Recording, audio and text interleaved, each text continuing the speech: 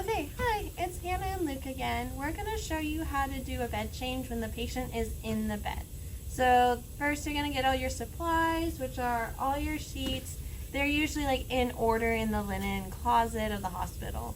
And then I like to ask another nurse to help me just in case, and it goes quicker that way. We are going to disconnect any like potential alarms or anything because we're going to be rolling the patient. We don't need an emergency to come in. And lastly, we're going to get gloves because we're touching dirty linens. So we have everything. We raise the bed up. They're flat as tolerated. We're going to lower any side rails that you start on. So we're going to start on Luke's side of the bed. Next, we are going to remove and like loosen all the linens on his side of the bed. Just getting it prepped and off the corners. Then we're gonna have the patient roll towards me. I like to already have these kind of pulled down so that they can help use their legs too. The patient's gonna reach across, try and grab this side rail, and you're gonna support behind their shoulder and lower back. Then Luke is going to roll up all the dirty linens towards the center.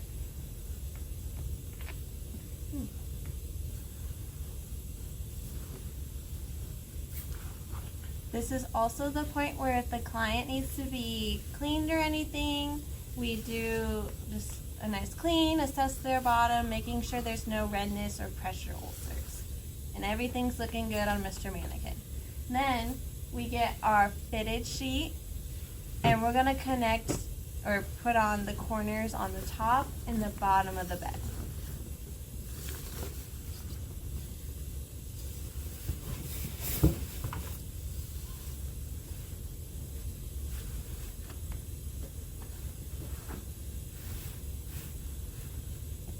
Good?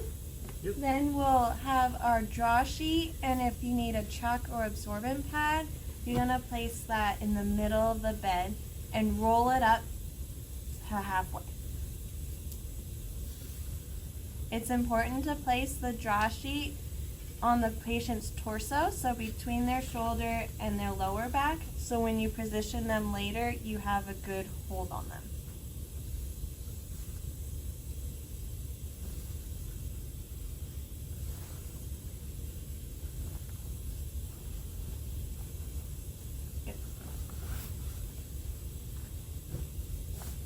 Okay, now that everything's rolled up, we're gonna put the side rail back up. We're gonna have our patient roll over the bump. They might need a little help getting to the other side because of that bump. So you still encourage them to reach, supporting their back and shoulders. Now I'm going to collect all the dirty linens into a ball, collecting what Luke already rolled up.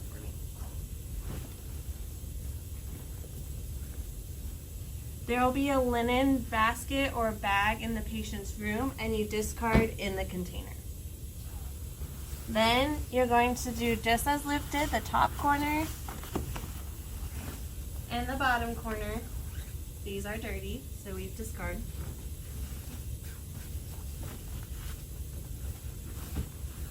Making sure it's as flat as it can be, and then we grab our draw sheet and our chuck and we unroll it. The patient then rolls back onto their back. Just grab that. We can replace the pillow. They may need help lifting their head. They may be able to do it themselves. And then you would do their top sheet and their bath sheet.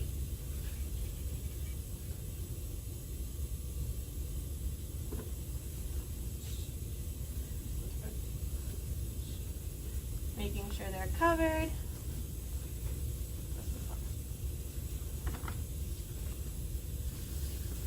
Covered and comfortable. And then I always ask my patients if they would like their thicker blanket on now or if they want to wait till they're resting. And then you just unfold so you're covered the patient. Now, this is also another point. I don't know if you guys can see on the camera or not, but Mr. Mannequin is slid down in bed just from doing the change. So because we already have everything in place underneath him with the draw sheet, the Chucks pad, Hannah and I at this point could ask, hey, Mr. Mannequin, would you like a boost up in bed if they're not strong enough? So we'll go ahead and demonstrate that too as well. So you're going to grab the draw sheet underneath them. This is not the fitted sheet. This is the one that slides with them that is directly underneath the Chucks pad. I always like to get as close to the person's body as possible, as this just kind of helps with the weight dispersion. Okay, so then depending on whose count, so I'll count down. So I'll tell Hannah, okay, on the count of 3, we're going to boost him up in bed. Okay, ready, Hannah? Yes. All right, 1, 2, 3. Perfect. And if you're a little on the shorter side, like I am, I take a half step the direction we're going, and then I use more of my legs to shift them, because not every patient's going to be as cooperative as Mr. Mannequin. Thank you. This is what we've learned in clinical. It's not necessarily the proper order, but it's still clean and everything. It just makes it easier when you're prepping for a bed change. Okay, so we have our draw sheet here. This is what's going to go under the patient in order to slide them up, down, side to side in bed. So we get the draw sheet ready here. We're going to lay this out. I'm going to unfold it a little bit. Let's see, we'll go this way. Okay, so lay it out across them like it would be underneath them. You're just kind of envisioning this here. You're going to get your Chucks pad, lay this out on top as well. Make sure it's on there. And then from either side, doesn't matter which, you're going to start rolling it. Start rolling it into a burrito until you get about halfway. Perfect, right there. So it should look like this. Okay, and then whenever you're ready, whenever the patient's turned to their side and you have everything out from underneath them that's dirty, you're going to take this from the side. You're going to put the bump, underneath them like this. So that way when they're rolled over, You can just quickly unroll it and it's ready. The ATI accepted practice and indications for a linen change are to maintain patient hygiene, comfort, prevent skin breakdown, and reduce the risk of infection. The nurse should encourage the patient to participate in the linen change. The nurse should also consider administering pain medication 30 to 60 minutes prior to control the patient's pain when changing the linens.